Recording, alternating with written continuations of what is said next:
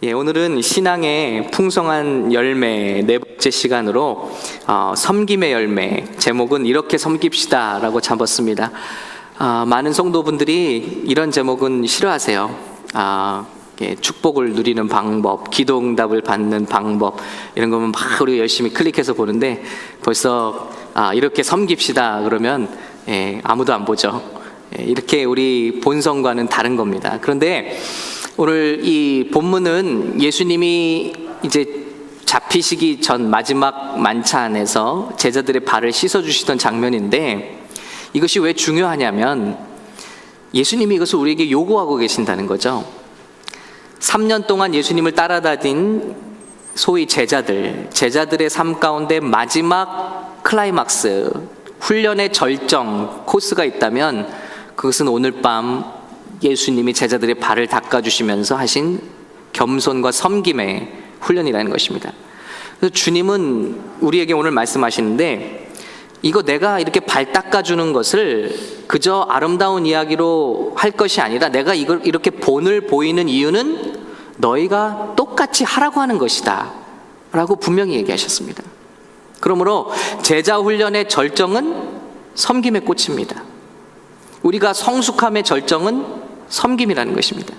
우리 주님께서는 찬양, 감사, 말, 태도, 우리의 모든 좋은 열매를 원하시는데, 우리 주님께서 우리에게 명령하시고 제자 됐다고 하는 저와 여러분에게 바라시는 것은 오늘 섬김을, 우리가 서로 섬기는 것을 요구하고 계시다는 것입니다. 이것이 주님께 기쁜 것입니다. 이것이 주님의 기쁘신 뜻을 이루는 것입니다. 오늘 이 말씀을 통해서 이 섬김, 여기서 발견할 수 있는 섬김의 원리를 좀 나누겠습니다. 벌써 그럼 나랑 별로 상관없다, 나는 교회에 와서 섬김 받기 원하는데, 근데 이런 게 아니고요. 이 섬김의 원리를 가지면 가정에 가셔서도, 부부관계 속에서도, 여러분이 섬기시는 직장에 가서도 빛을 발하실 수 있습니다. 여기 이 섬김의 원리를 통해서 나는 좋은 섬김을 하고 있는 리더인가, 우리 한번 생각해 보시고 또 진단하는 그런 시간 되었으면 좋겠습니다. 우리 안에 섬김이 회복될 수 있기를 바랍니다.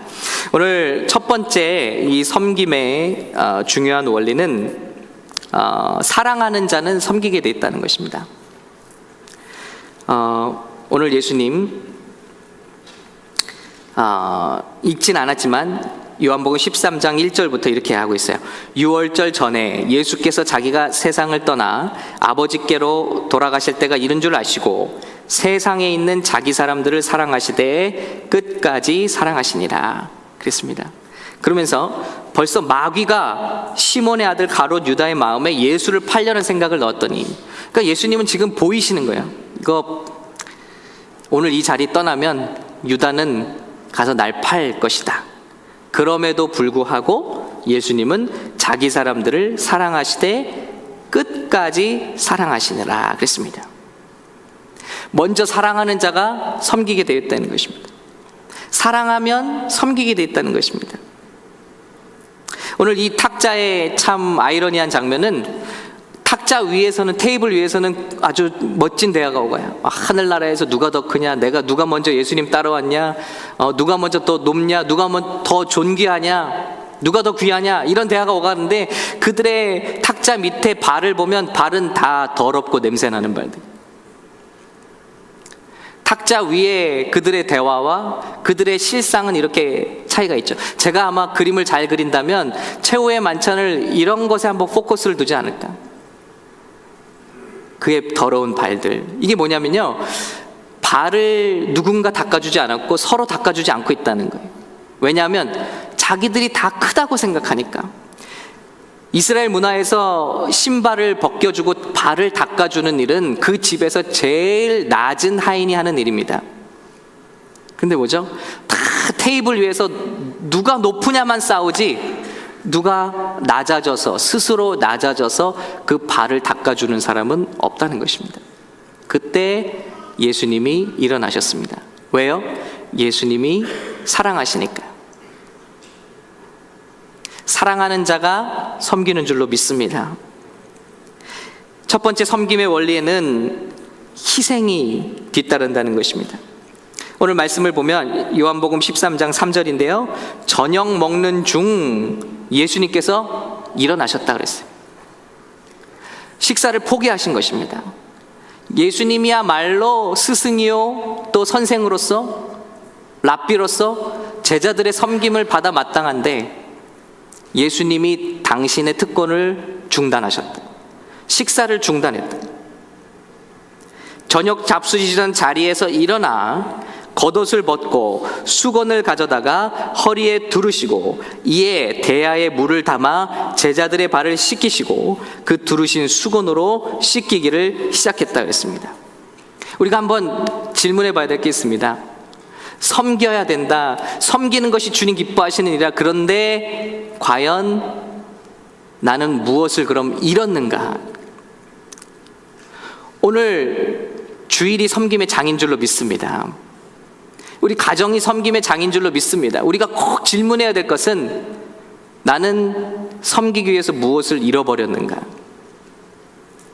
예수님은 당신의 대접받을 특권을 내려놨다. 저녁 식사를 중단하셨다. 무언가 반드시 내가 잃는 게 있어야 남은 얻는 게 있다는 것입니다. 섬김은 반드시 잃는 게 있다는 것이죠. 손해보는 게 있다는 것이죠. 예수님이 높은 하늘 보좌에서 낮은 사람, 피조물이 되셨습니다. 우주를 지으신, 우주보다 위대하신 하나님이신 예수님이 자신의 자리를 버리시고 인간의 사람도 눕지 않는 말밥통, 말구유에 누이셨습니다. 내려오셨죠. 그러자 그분이 포기하시자 그 사랑과 에너지 때문에 우리가 살아나게 됐습니다. 폭포수 높은 물이 떨어질 때만 터빈을 돌립니다. 올라가는 물이 절대 터빈을 돌리지 않습니다. 올라가는 물은 에너지를 소비할 뿐입니다. 우리가 높아지려고 하면 거긴 피곤합니다. 높아지려고 하면 거긴 싸움이 있습니다. 거긴 긴장이 있습니다. 그러나 누군가 스스로 포기하고 내려가면 반드시 거긴 누군가가 살아나는 기쁨이 있는 줄로 믿습니다. 섬김의 원리입니다. 희생이 없이는 섬김은 이루어질 수 없다는 것입니다. 오늘 식사를 섬기기 위해서 1시간을 더 희생한 겁니다. 그래서 일부 예배를 드리는 겁니다. 그렇기 때문에 오늘 우리가 웃을 수 있는 겁니다. 모든 섬김에 포기가 있습니다. 예수님이 교회를 사랑하신 것처럼 남편들아 아내를 사랑하라고 그랬습니다. 사랑은 어떻게 하는 것인가? 예수님이 교회를 사랑하는 것처럼 하는 거래요. 그러니까 예수님을 모르는 남자들은 결코 아내를 사랑할 수가 없습니다. 아멘이시죠? 사람을 지으신 분이 누구시죠? 하나님이십니다. 결혼을 만드신 분이 누구시죠? 하나님이십니다. 하나님이 아담과 하와를 결합시키셔서 거룩한 결혼을 시작하셨습니다. 사람을 아시고 사람을 만드시고 결혼을 만드시고 지으신 분이 하나님이신데 그 하나님의 사랑과 예수님의 사랑을 모르고 우리가 어떻게 결혼 생활을 하며 어떻게 아내를 사랑할 수 있냐는 것입니다. 그러면 여러분, 예수님을 잘 믿는 남자를 만나야 사랑을 경험할 수 있다. 청년들이요, 전 몰랐어요. 그런데 예수님을 통해서 예수님의 사랑을 깨달으니까 알겠더라고요. 희생입니다. 희생이 없이는 사랑을 할 수 없습니다. 뭔가를 잃어버리는 거예요. 버리는 거예요. 예수님이 사랑하셔서 당신의 목숨을 교회를 위해서 뿌리셨습니다. 피로 뿌리셨습니다. 매 맞으셨습니다. 희생하셨습니다. 그러자 저와 여러분 교회가 살아났다는 것입니다. 빌립보서 2장 5절, 읽기 전에 요한복음 3장 16절, 우리 잘 아는 말씀이죠. 하나님이 세상을 이처럼 사랑하사 독생자를 주신 것입니다. 희생하신 것입니다. 구원은 공짜라고 하는데 주님 편에서 구원은 절대 공짜가 아니죠. 하나님의 가장 사랑하는 것을 포기하신 것입니다. 이는 저를 믿는 자마다 멸망치 않고 영생을 얻게 하려 하심이니라. 다시 한번 우리 질문해야 됩니다. 오늘 나는 사랑하기 때문에 무엇을 희생했는가? 무엇을 내려놨는가? 무엇을 포기했는가? 좋은 섬김이 일어나는 곳이면 반드시 뭔가 포기한 것이 있습니다. 빌립보서 2장 5절 우리 함께 읽을까요? 너희 안에 시작. 너희 안에 이 마음을 품으라. 곧 그리스도 예수의 마음이니 그는 근본 하나님의 본체시나 하나님과 동등됨을 취할 것으로 여기지 아니하시고 오히려 자기를 비어 종의 형체를 가져 사람들과 같이 되었고 사람의 모양으로 나타나셨음에 자기를 낮추시고 죽기까지 복종하셨으니 곧 십자가에 죽으심이라. 아멘. 우리 교회 감사절 제목들이 있습니다. 그리고 제가 이렇게 감사의 메시지를 받아보면 참 감사한 게 한 가지가 샘물교회 와서 가정이 많이 화목해졌다고 하시는 분들이 있어요. 내 남편이 달라졌다고 하시는 분들이 많이 있습니다. 예. 네, 내 아내가 달라졌다는 분은 없으시더라고요. 다 남편이 달라지셨대. 그래서 가정이 화목해지셨대요. 예수님의 희생적인 사랑, 그것을 우리가 배울 수 있을 때 우리도 사랑하게 되죠. 두 번째 섬김의 원리는 먼저 예수님의 섬김을 받아야 한다는 것입니다. 자, 예수님이 섬기기 위해서 당신의 식사를 중단하셨습니다. 포기하셨습니다. 그리고 제자들이 발을 씻기려고 할 때 베드로가 말했습니다. 내 발을 씻을 수 없습니다, 선생님. 왜냐하면 집에서 제일 낮은 종이 하는 일이 발 씻는 일. 근데 그걸 선생님이 하시다니요. 우리가 씻어드려도 시원치 않을 판에 선생님이 우리의 발을 씻으신다니요. 못합니다. 예수님께서 말씀하시죠. 내가 너를 씻기지 아니하면 내가 나와 상관이 없느니라. 먼저 어떤 섬김도 예수님의 섬김과 사랑을 받아야만 우리가 감당할 수 있다는 것입니다. 그 전에 우리의 섬김은 다 한계가 있습니다. 열심으로 하고 우리의 열정으로 하고 우리의 재능으로 하고 우리의 정열로 하는 섬김들은 언제나 한계가 있습니다. 끝이 있습니다. 그런데 예수님의 사랑을 우리가 충분히 느끼고 나서 흐르는 사랑으로 하는 섬김은 쓴뿌리가 없습니다. 시험 들지 않습니다. 기쁨이 넘칩니다. 주님의 은혜가 우리 안에 먼저 임할 때, 십자가 사랑을 깨달을 때 내가 얼마나 더러운 죄인이었나, 내 발은 얼마나 더러워. 아마 이 장면이 베드로에게는 굉장히 충격적으로 왔던 것 같아요. 우리는 탁상 위로 어떻게 누가 더 다스릴 거냐를 얘기하는데 예수님은 일어나셔서 우리 발을 닦아주셨고, 이 모습을 기억하는 베드로가 베드로전서에 편지를 할 때 젊은 자들아 이와 같이 장로들에게 순복하고 다 서로 겸손으로 허리를 동이라. 허리를 동이라는 말은 영어로 보면 clothe yourselves with humility. 여기 수건을 두르라는 말입니다. 겸손으로 예수님의 모습으로 서로에게 복종하라는 것입니다. 그것을 기록하고 있다. 예수님에게 받은 사랑이 너무나 분명해서 우리도 예수님을 섬기게 된다는 것입니다. 가만히 보면 우리 예수님의 사랑을 먼저 받은 사람들이 주의 사역을 잘 감당합니다. 우리 성경을 보면은 우리는 그러잖아요. 그 부모가 없으면 사랑을 많이 못 받으면 나쁜 사람 된다. 그리고 우리 자녀들에게 때로는 그렇게 얘기하잖아요. 뭐 부모가 다 계신가, 또 결손인가, 아니면 무슨 일이 있는가, 이런 걸 따지잖아요. 근데 성경을 보면 그걸 넘어서요. 한번 보시기 바라요. 성경에서 크게 쓰임받은 사람들, 부모님께 사랑받은 적 별로 없습니다. 요셉 17살 때 물론 아버지의 사랑 받았지만 17살 때 떠나서 모든 청춘을 다 혼자 타향살이, 종살이 하면서 보냈습니다. 그러나 하나님의 큰 종이 되었습니다. 다윗은 어떻죠? 다윗도 부모에게 버림받은 아들이었어요. 엄마는 성경에 이름도 나오지 않습니다. 아빠는, 다윗의 아버지는 왕 세운다고 아들들 불러 모으랬더니 다윗은 불러오죠. 차별받았어요. 미움받았고 버림받았습니다. 아니 어떻게 아들들 불러오라는데 혼자 가서 양을 치게 하냐고요. 그래서 성경학자들은 다윗은 사생아가 아니냐, 아버지가 부끄러워하는 아들이 아니냐라고 말하고 있어요. 왕의 이름 중에 그렇게 위대한 왕인데 어머니 이름이 없잖아요. 그러나 다윗이 고백합니다. 내 부모는 나를 버릴지라도 내 주는 나를 영접하시리니. 이 중요한 원리가 있습니다.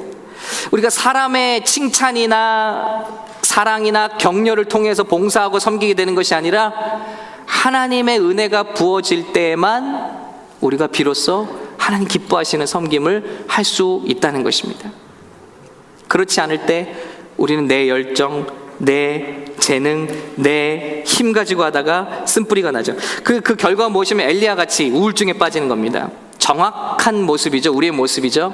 엘리야가 수많은 선지자들과 함께 싸우고 불을 내리고 그를 처단하고 놀라운 승리 후에 저가 우울증에 빠집니다. 그 왕비가 너를 죽여버리겠다, 우상을 바알 선지자들을 불러 모았던 그 왕비가 너를 죽여버리겠다 했을 때 뭐라고 하죠? 두 가지를 말합니다. 첫 번째는 나는 우리 열조보다 못합니다. 자기 사역을 조상들과 비교하는 말을 합니다. 그리고 두 번째는 뭐라고 그러죠? 나밖에 없습니다. 나밖에. 그러니까 죽여주십시오. 그만하고 싶습니다. 우리가 한번 보세요. 사역하다가 시험 들 때 이러지 않냐고요. 나는 이렇게 어렵게 하는데 저 사람 저렇게 쉽게 가고 있는데, 비교하는 것이죠. 내 열정과 내 노력입니다. 그리고 잘하는 사람은 나밖에 없는 것, 이렇게 열심히 하는 사람은 나밖에 없는 것 같다. 나밖에 없는 것 같다. 주님 뭐라 하시죠? 너 말고도 7천 더 있다. 근데 착각이죠. 내 힘과 내 열심이 들어갔습니다. 그런데 주님께서 그를, 우울증에 빠진 그를 어루만져 주시고 먹을 것을 주시고 재워주십니다. 또 일어나요. 또 주님께서 먹을 것을 또 주시고 또 깊은 잠을 주시는 거예요. 뭐죠? 주님의 섬기심을 받은 거예요. 하나님의 섬김을 받았어요. 예수님의 섬김을 받았어요. 그러고 났더니 힘이 솟습니다. 40주야를 달려갑니다. 주님의 일을 감당합니다.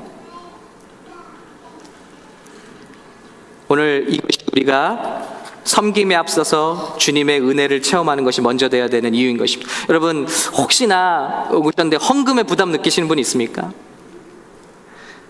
나는 주님을 모르는데 헌금 시간이 있다. 그런데 눈치는 보이고 해서 헌금을 해야겠다. 하지 마시기 바랍니다. 주님을 알지 못하고 주님의 은혜를 깨닫지 못하는 상태에서 남의 눈을 의식해서 하는 것은 위선일 뿐입니다. 그것이 주님을 알지 못하는 상태에서 드려지는 모든 봉사와 모든 섬김은 주님께 드려진 것이 아닙니다. 세상에서 하는 봉사와 다른 것이 없습니다. 우리가 먼저 섬기는 자가 되려면 예수님을 알아야 되고 예수님의 섬김을 받아봐야 되고 예수님의 사랑을 받고 예수님의 은혜를 충분히 경험해야 능력 있는 섬김을 감당하게 될 줄로 믿습니다. 세 번째는요, 섬김은 부족함을 닦아주는 것이다. 우리 예수님이 닦아주십니다. 섬기다 보면 이런 더러운 모습을 많이 봅니다. 그저 교회도 마찬가지죠. 처음에 교회를 방문하면 좋은 모습들만 보여주니까 좋아요. 근데 조금 들어가서 재직으로 섬기면 어떻습니까? 봉사로 섬기다 보면 어떻습니까? 더러운 발들을 보게 돼요. 부족한 모습들을 보게 돼요. 그러면서 시험에 들기도 합니다. 예수님은 어떻죠? 탁상 위로는 다 고귀한 대화들 합니다. 탁상 밑으로 조금만 내려가 보니까 냄새나는 발, 그 발들, 먼지투성인 발들을 갖고 있습니다. 예수님 말없이 물로 씻으시고 천으로 덮으십니다. 말씀으로 씻으시고 의로 덮으시는 것이죠. 가리워 주십니다. 우리가 섬기는 그 모습이 이런 모습이 되어야 한다는 것입니다. 우리의 부족함을 감싸주는 모습, 덮어주는 모습. 우리 자녀들 허물을 밖에 나가서 얘기하지 않잖아요. 왜냐하면 사랑하니까.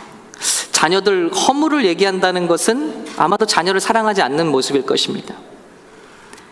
자녀가 허물이 있어도 우리는 말하지 않습니다. 덮어줍니다. 씻어줍니다. 사랑하니까요.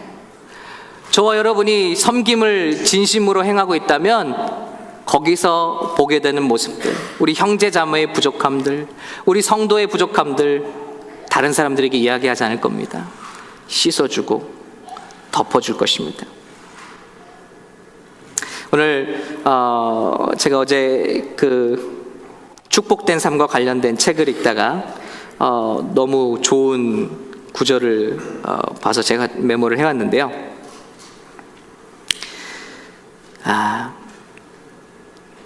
우리의 모든 이런 틀어진 관계들을 덮어줄 수 있는 말들은 치유하는 말들입니다. 제일 좋은 말이 그럼에도 불구하고 사랑한다. 그럼에도 불구하고 사랑한다. 깨끗해서 사랑하는 것 아니고 여기 때가 있고 냄새가 나지만 그럼에도 사랑한다. 그래서 씻어주고 덮어준다. 그리고 이 말이 있습니다. 모든 것을 덮어서 하나 되게 해주는 말. 그 말이 무슨 말이냐? 우리는, 여러분이 리더십으로 있는 곳에서 이 말을 즐겨 사용하시면 그룹이 하나 된다는 것이죠. 가족에서도 이 말을 쓰시면 하나가 된다는 것이죠. 모든 것을 덮어 하나 되게 해주는 말. 생각해 보세요.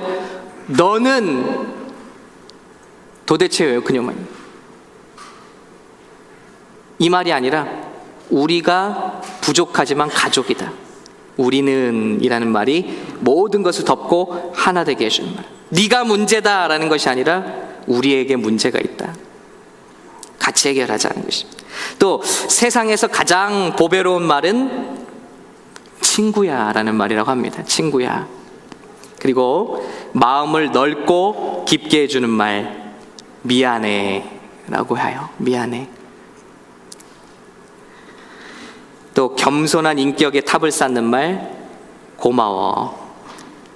우리 직원들에게 한번 말씀해 주시면 좋을 것 같아요. 고맙다는 말, 고맙다는 말. 그리고 사람을 자리 잡게 해주는 말, 잘했어요. 잘했어. 그리고 화해와 평화를 이루는 말, 뭘까요? 내가 잘못했어 라는 말이라고 합니다. 내가 잘못했어. 예. 아마도 우리 남자분들이 제일 하기 어려운 말이 내가 잘못했어라는 말이죠. 예. 근데 그 말을 할 수 있다면 가정의 화해와 평화가 이루어질 수 있다는 것입니다. 부족함을 감싸주는 말들, 우리는 친구야, 미안해, 고마워, 잘했어, 내가 잘못했어. 그 책에 보면은 사람들이 자꾸 교회를 나가는 이유가 뭐냐? 책임지는 사람이 없다는 거예요. 그 지적을 하고 있습니다.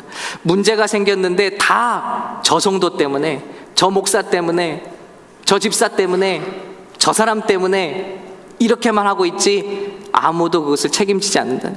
그런데 거기에 내가 잘못했어, 내 잘못이다, 내가 준비하지 못했다, 그렇게 말할 수 있다면 화해와 평화가 이루어질 수 있다는 것입니다.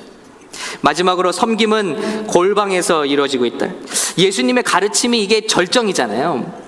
산상수훈 이상의 3년 동안 훈련받은 제자들에게 가르쳐주시는 가르침의 진수가 섬김인데, 이게 진짜 멋진 가르침이라면 굉장히 많은 사람들이 보는 앞에서 이 행사를 했어야 되잖아요.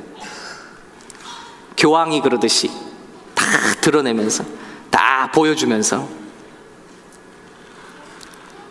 근데 예수님은 이것을 골방에서 행하시고 있다.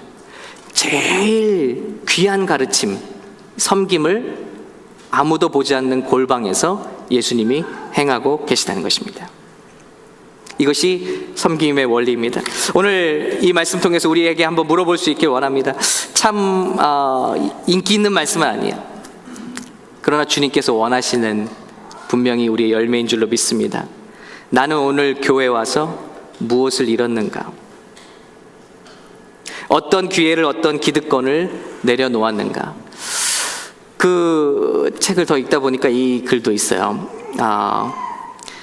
우리의 말을 듣는 사람들의 수가 리더의 영향력이 아니고 리더가 지금 몇 명을 섬기고 있느냐가 그 사람의 팔로워들이래요. 그 사람의 영향력이래요. 예를 들어 회사에 가면은 내가 말하면 듣는 사람들이 있잖아요. 그건 포지션이 주는 리더십이에요. 그러나 우리가 몇 사람을 섬기고 있느냐, 그 사람이 진정한 리더의 영향력이라는 것입니다. 내가 10명을 섬기고 있다면 10명의 리더인 것입니다. 근데 10명에게 호통을 치고 지시를 하고 지령을 내리고 있다면 그 사람은 그냥 포지션이 주는 리더일 뿐이지 리더의 영향력은 없다는 것입니다. 그러기 위해서 나는 오늘 무엇을 잃었는가? 그리고 나의 섬김은 예수님의 섬김과 사랑 속에서 나오는가? 나의 섬김은 부족한 것들을 감싸는가? 또 나의 섬김은 보이지 않는 곳에서 행해지고 있는가? 우리 이 섬김을 한번 돌아봤으면 좋겠습니다. 다시 한번 말씀을 보면요, 이 섬김에는 하나님의 약속이 있습니다. 예수님께서 자기를 비어, 다시 한번 빌립보서 2장 가면요, 이러므로 하나님이 그를 지극히 높여 모든 이름 위에 뛰어난 이름을 주셨다 그랬어요. 하나님께서 예수님을 높이시기 전에 자기를 비우심이 있으셨다는 거예요.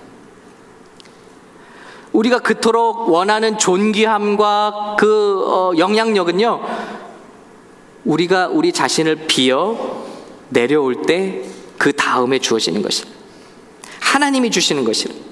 이러므로 하나님이 그를 지극히 높여 모든 이름에 뛰어난 이름을 주사 하늘에 있는 자들과 땅에 있는 자들과 땅 아래에 있는 자들로 모든 무릎을 예수의 이름에 꿇게 하시고, 자신의 피조물 앞에 무릎을 꿇으시고 자신의 피조물 같이 낮게 내려오셨더니 하나님께서 이제 그를 다시 높이셔서 그 모든, 그분이 섬기셨던 모든 피조물의 영광과 칭찬과 경배를 받게 하시고 모든 이름이, 모든 무릎이 예수의 이름에 꿇게 하시는 하나님의 귀한 은혜를 주셨다는 것입니다.